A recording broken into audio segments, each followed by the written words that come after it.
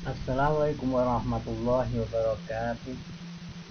Anak-anak sekalian, hari ini kita akan membahas yaitu mengenai penjualan kredit.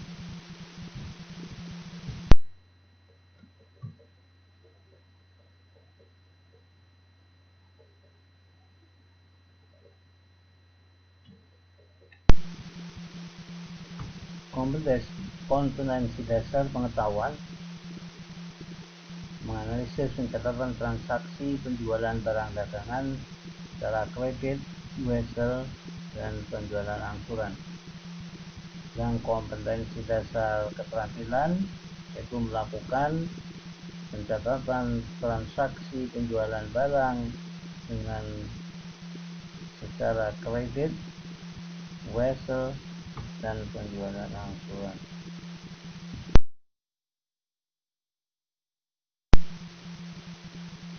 Indikator pencapaian kompetensi yang pengetahuan yang pertama menganalisis pencatatan transaksi penjualan kredit, yang kedua menganalisis pencatatan transaksi dengan wesel, dan yang ketiga menganalisis pencatatan transaksi penjualan angsuran.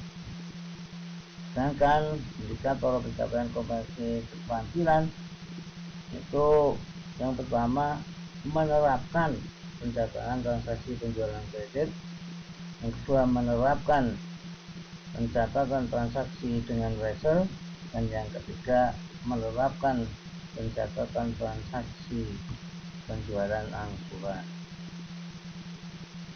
Nah, inilah indikator pencapaian kompetensi yang akan kita capai.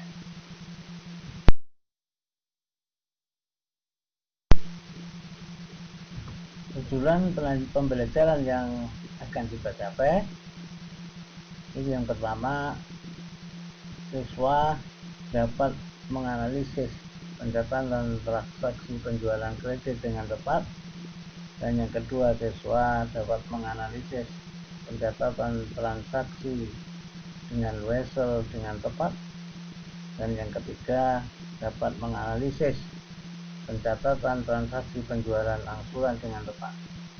Sedangkan yang keterampilan itu siswa dapat menerapkan pencatatan transaksi penjualan kredit dengan tepat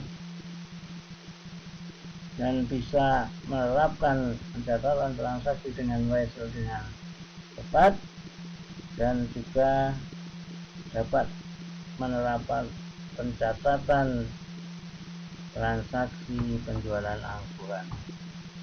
Itulah tujuan pembelajaran kita.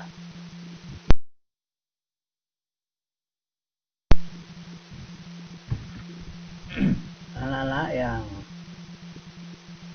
saya cintai, untuk pertemuan yang hari ini kita hanya khusus akan membahas tentang penjualan kredit.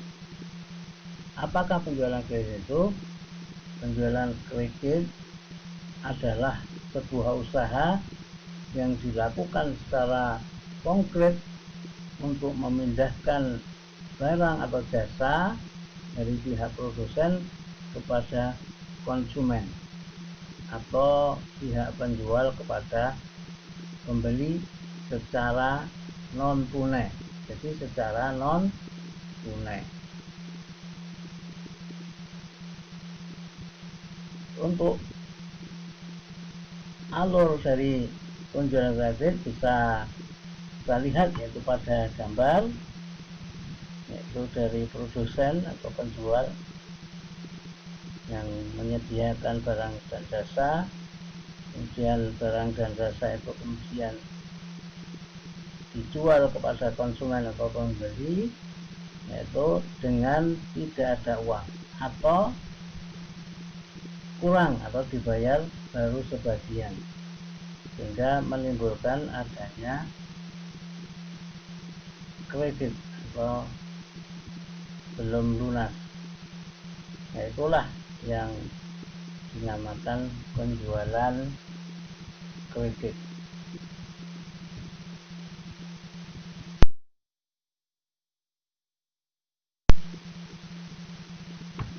Untuk lebih jelasnya, marilah kita lihat contoh sebagai berikut. Itu pada tanggal 5 April kita jual kepada toko aneka 5 ton beras, itu ARP, itu setiap ton itu harganya 10 juta rupiah dengan syarat pembayaran 2/10 N/30. Itu maksudnya ini adalah penjualan secara kredit, yaitu apabila pembeli itu membayar sebelum 10 hari, maka dia akan mendapat potongan atau diskon 2%, dan jatuh tempo dari transaksi ini adalah 30 hari. Harga pokok penjualan beras tersebut adalah 6 juta rupiah per ton. Maka akan kita buat jurnalnya, yaitu penjurnalan penjualan ini bisa dengan dua metode, yaitu yang pertama metode periodik atau fisik, dan yang kedua adalah metode perpetual atau metode terus menerus.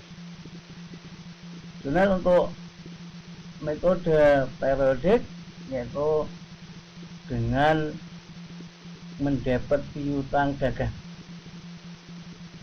yaitu sebesar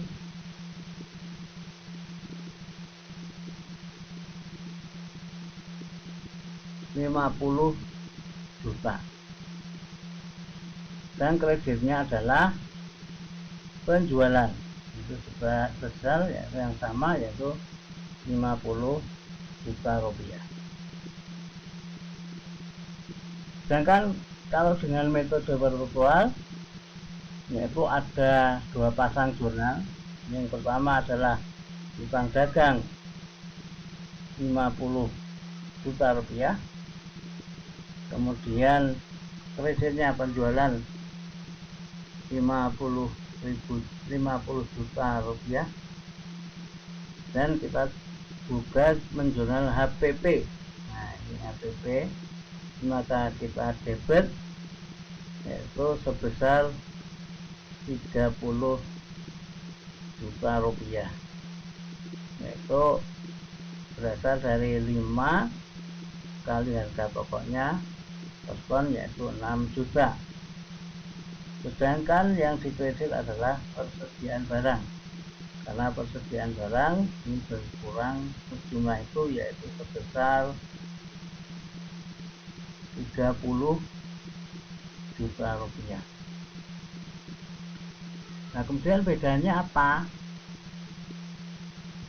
Di dalam metode periodik, maka di situ tidak nampak laba kotor.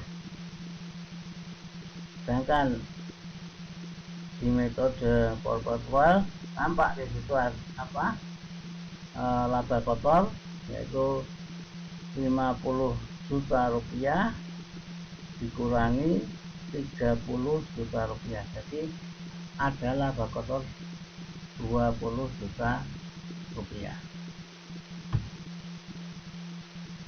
Jadi ini contoh yang namanya penjualan kredit, mudah-mudahan menjadi jelas.